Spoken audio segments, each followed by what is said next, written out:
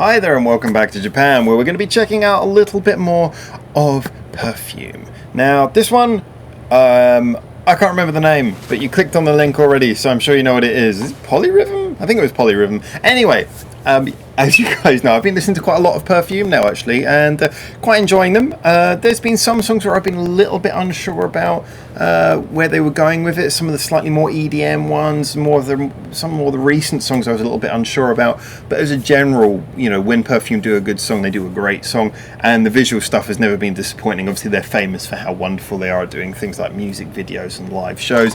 So, and you know, great production as well. So, if it's a well-written song, then they're the group to carry it off. So I'm looking forward to this. POLYRHYTHM, it's been suggested. I've taken a while getting around to it. My apologies about that, but here we go. It's time to see what I think. Yeah, POLYRHYTHM, yeah.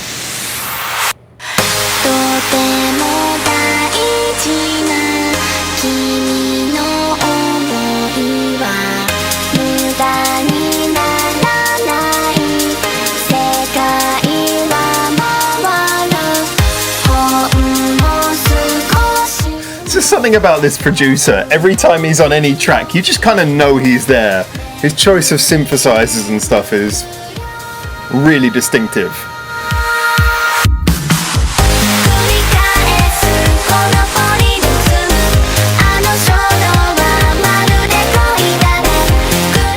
I know this song.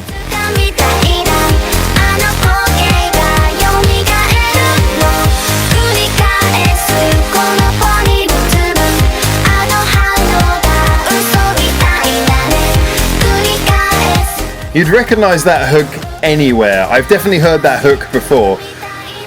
And then again, living in Japan, you get a lot of music played in like eating place restaurants and shops and things. So I probably have heard this over sound systems a lot.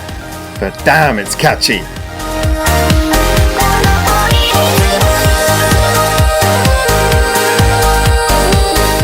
And this video is kind of really fun in again, sort of waving towards that Chiari direction of random stuff happens.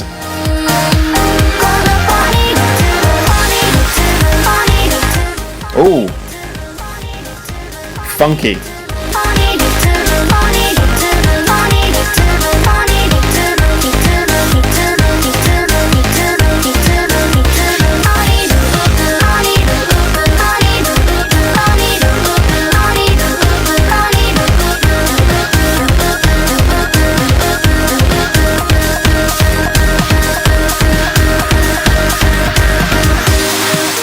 Oh wow, you got your money's worth right there. That was brilliant.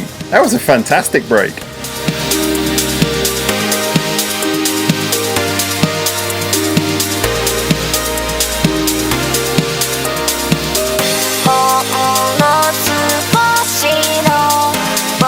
That was like the world's worst game of Secret Santa there.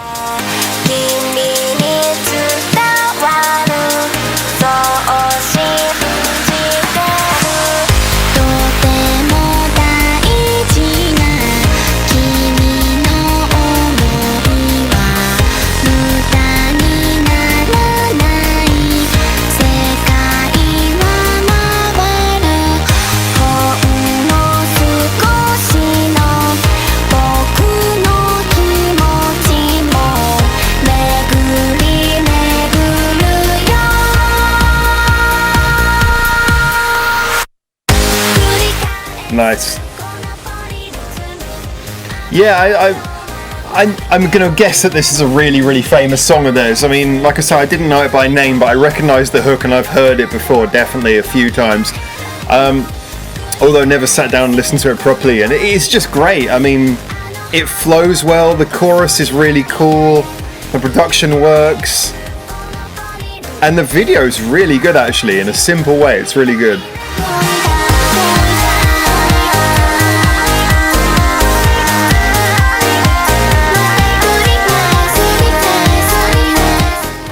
It's got this fun kind of madness that works with the music really well. My favourite bit.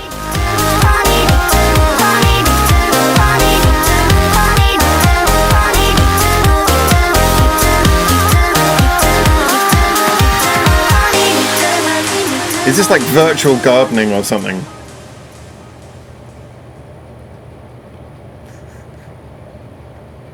Alright, yeah, okay.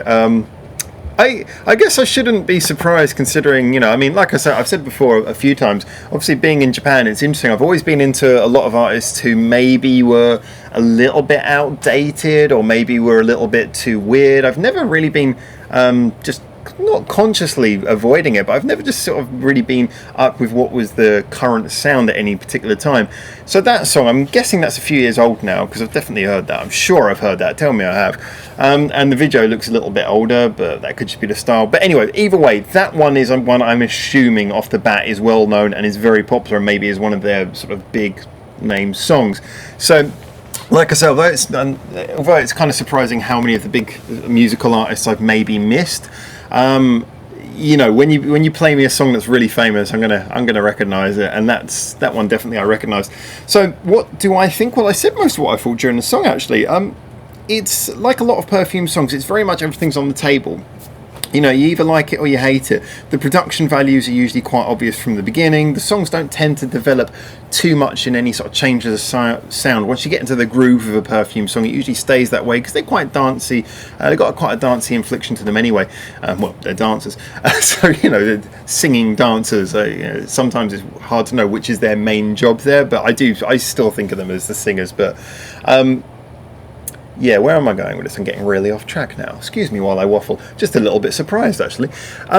Yeah, like I say, though, the chorus was the thing. The chorus was absolutely a really catchy hook in a simplistic way, but then it was backed up with a sort of like a post-chorus thing, which I guess you could say was the bridge in this song, which appeared twice, and I loved that, the way it sort of went round, and it was sort of off of, you know, on a slightly different time signature. You had the na na na na na na na na na na na na na na na 1 2 3 1 2 3 happening over the 1 2 3 4 1 2 3 4 beat. We've talked about time signatures here before. I know some of you guys are musos and writers, and you probably already know this, but obviously not everyone does.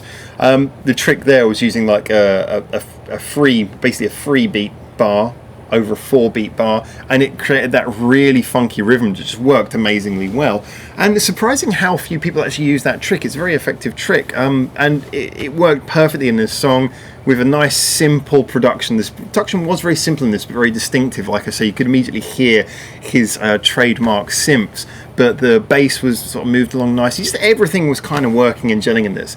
So as with a lot of Perfume songs, there's not a huge amount you can really say that is commentary that differs it from what you say about other Perfume songs. If you like Perfume, you're going to like most of their songs, and if you like the poppier Perfume stuff, the stuff that I get the feeling they're more famous for, then you like one, you're almost definitely going to like them all. They all have basically the same qualities, even though they sound quite different. They all work in roughly the same way. This one, like I said, had that nice sort of post-chorus bridge thing. But other than that, most of what made this work, you could pick out of a lot of other of their songs. You know, Flash, Tokyo Girl. It's those qualities are there in a lot of their, you know, sort of famous stuff.